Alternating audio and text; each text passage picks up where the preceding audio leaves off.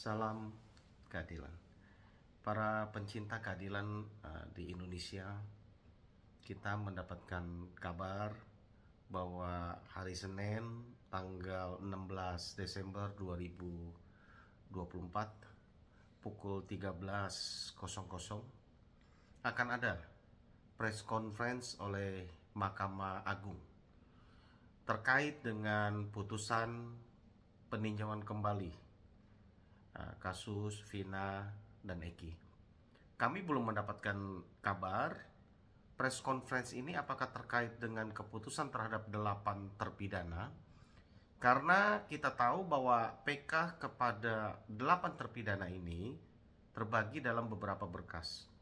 Ada berkas tersendiri Saka Tatal, ada berkas tersendiri Sudirman, ada berkas tersendiri kepada Hadi dan kawan-kawan, dan juga ada berkas tersendiri kepada Rivaldi.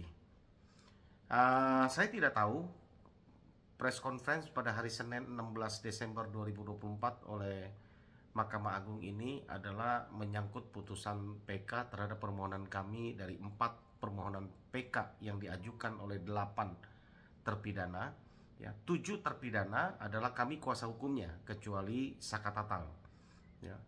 Tapi menurut kami apapun, ya, yang manapun yang akan diputuskan, karena kami ini saling terkait dari 8 terpidana ini mempunyai kasus yang sama, mempunyai peristiwa hukum yang sama.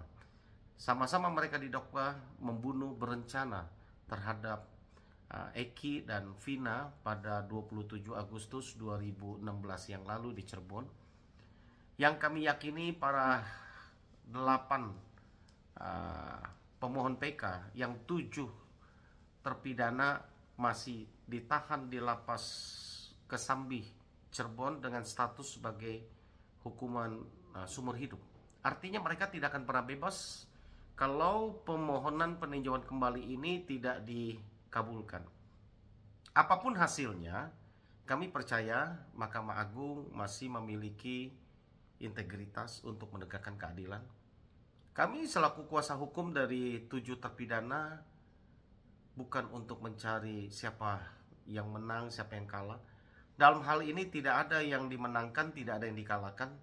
Yang kami cari hanya satu, yaitu kebenaran dan keadilan. Kenapa? Kami yakini dari fakta dan bukti yang kami dapat sajikan selama sidang PK, khususnya kepada 7 terpidana yang kami menjadi kuasa hukumnya dan penasihat hukumnya. Kami mendapatkan bukti fakta yang sering kita bahas, bahwa peristiwa kepada 7 terpidana klien kami pada kasus Vina Eki di Cirebon pada tahun 2016 lalu, mereka bukan pembunuhnya. Karena bukti bahwa telah terjadi pembunuhan terhadap Eki dan Vina, kami sudah bongkar di dalam persidangan PK. Tidak ada satu bukti pun yang mengatakan bahwa ini adalah kasus pembunuhan. Baik itu visum. Visum tidak menemukan adanya luka tusuk. Visum hanya menemukan adanya kematian tidak wajar. Kematian tidak wajar sudah dijelaskan oleh ahli, bahwa kematian yang tidak wajar itu bukan satu-satunya atau bukan hanya penyebabnya adalah pembunuhan. Bisa banyak faktor, ya. Tetapi visum tidak mengatakan bahwa ini adalah pembunuhan. Fisik tubuh korban di dalam dakwaan dinyatakan ada luka tusuk. Sekali lagi, di visum tidak pernah mengatakan ada luka tusuk. Baju korban pun tidak ada robekan luka tusuk. Begitupun dalam kronologis kejadian dan fakta terbaru yang kami hadirkan dengan percakapan terakhir antara Mega Widi dengan Vina pada tanggal 27 Agustus 2016 yang lalu. Mereka didakwa, para klien kami didakwa, ya, bahwa mereka melakukan pembunuhan itu mulai dari 21, 30 sampai 22, 30 pada tanggal 27 Agustus 2016. Artinya peristiwa pembunuhan itu sudah berlangsung dari pukul 21.30 sampai 22.30 dalam rentan 1 jam Dengan peristiwa uraian adalah mereka melempari para terpidana yang melempari Eki dan Vina di depan SMP 11. Mereka kejar sampai ke flyover. Lalu sesudah berhasil di pepet dan di susul mereka di flyover Talun. Menurut cerita kronologis bahwa mereka dibawa kembali ke SMP 11, ya. Lalu mereka dibawa ke tanah kosong di belakang showroom di depan SMP Negeri 11 tersebut. Lalu mereka di dalam dakwaannya melakukan pembunuhan dan perkosaan yang dilakukan oleh 11, ya, orang terpidana. 3 adalah DPO, ya, 8 berhasil ditangkap. Di dalam dakwaan tersebut, ya, sebagaimana kita tahu, sesudah mereka berhasil, ya, dalam dakwaannya adalah mereka sesudah diperkosa, sesudah dibunuh, tubuh mereka dipindahkan kembali ke jembatan Talun yang berjarak kurang lebih 1,2 km. Kami sudah uji coba dengan pakai motor berapa menit dengan perjalanan kejar-kejaran dengan kejadian hari itu. Adalah hal yang tidak mungkin kalau Vina dan Eki masih bercakap, maksud saya Vina masih bercakap-cakap dengan Widi dan Mega pada pukul 22:10, ya. 22:14 Vina masih SMS-an dengan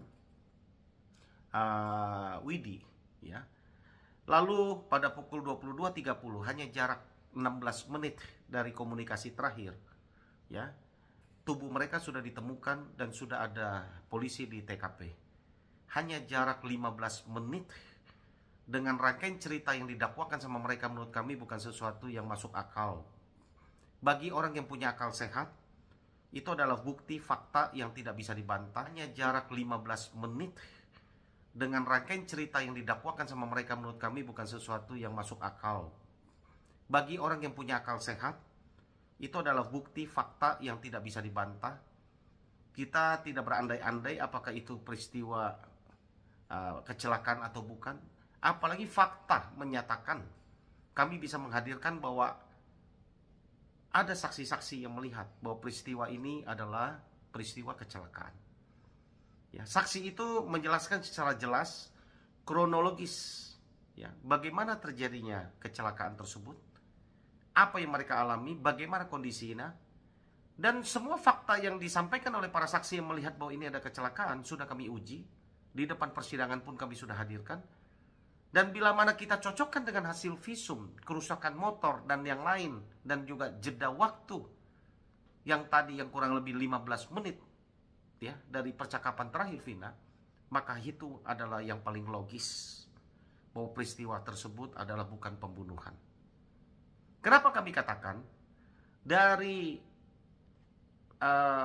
kerusakan motor itu ada di sebelah kanan, luka tubuh korban baik itu Vina dan Eki itu mayoritas ada di sebelah kanan, ya. Dan sudah kami buktikan bahwa luka yang ada pada tubuh mereka itu adalah bukan luka tusuk tapi luka geser. Artinya itu bisa terjadi karena ada pergeseran dengan aspal atau dengan yang lain. Begitupun dengan lihat TKP, kita bisa yakin dengan durasi waktu yang terjadi itu juga mungkin bahwa itu adalah kecelakaan, ya. Saudara-saudara sekalian pencinta keadilan, tetapi apapun, perjuangan kami sudah maksimal untuk para terpidana kasus Vina dan Eki, khususnya kepada 7 terpidana klien kami. Berdoalah, ya, semoga pengumuman pada hari ini, ya, dari Mahkamah Agung tentang putusan PK yang sedang berproses di Mahkamah Agung, keadilan masih dapat berpihak kepada kita, berpihak kepada para terpidana. Sudah cukup mereka 8 tahun lebih mendekam, yang menurut kami yakini mereka tidak bersalah dan menjalani hukuman yang atas apa yang tidak mereka lakukan. Suprianto dan terakhir Sudirman harus kehilangan orang tua mereka ketika mereka ditahan. Kita sudah melihat bagaimana Sudirman kemarin ketika mamanya yang ketika sidang PK kemarin selama proses di Cirebon, setiap hari, baik itu kepada 6 terpidana yang lain maupun kepada sidang PK Sudirman, orang tua ibu dari Sudirman ini rajin hadir dan dia berharap anaknya untuk dapat bebas. Dapat dia titip kepada kami, ya, dia sampaikan masih teringat sama saya bagaimana ibunda dari Sudirman menitipkan dan mengucapkan terima kasih kepada kami selaku penasihat hukum daripada Sudirman. Secara maksimal kami sudah melakukan yang terbaik. Ya, kami hanya berharap berserah. Ya, kami yakin bahwa keadilan ini masih ada di Indonesia. Tentunya kami sangat yakin bahwa keadilan masih berpihak kepada para terpidana. Ya, kita tunggu apa keputusannya. Sekali lagi, mudah-mudahan Mahkamah Agung memutuskan sesuai dengan fakta, sesuai dengan peristiwa yang sesungguhnya terjadi. Karena sekali lagi, kita bukan mencari siapa benar, siapa salah, tetapi kita adalah untuk menegakkan keadilan. Dan kita tidak boleh menghukum satu orang pun yang tidak bersalah. Dan tentunya kami sebagai penegak hukum sangat prihatin terhadap peristiwa ini. Ya, bagi masyarakat Indonesia, mari kita tunggu press release dari Mahkamah Agung pada hari Senin tanggal 16 Desember 2024 yang rencananya pada pukul 13 akan melakukan press conference, press release, ya, terhadap hasil dari peninjauan kembali yang kami lakukan, ya, baik itu kepada terpidana Saka Tatal ataupun 7 terpidana lain yang kami adalah penasihat hukum dan kuasa hukumnya. Sekali lagi, semoga keadilan masih berpihak kepada para terpidana dan juga kepada Saka Tatal, ya. Kiranya kita berharap yang terbaik yang dapat dicapai. Rencananya pada hari Senin tanggal 16 Desember 2024 kami tim hukum, ya, DPN Pradi yang merupakan kuasa hukum dan penasihat hukum bagi 7 terpidana, ya, akan menonton press release bersama. Rencananya Kang Deddy Mulyadi juga akan hadir di Hotel Santika Cirebon pukul 12. Besok kami sudah dari Hotel Santika, kami akan memantau apa putusan dari Mahkamah Agung, ya.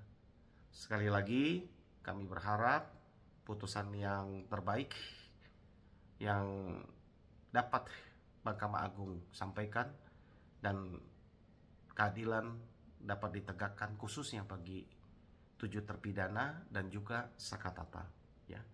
Kiranya Tuhan memberkati akan Hakim Agung, Mahkamah Agung yang sudah memutus, sudah bekerja dengan sangat bijak, ya.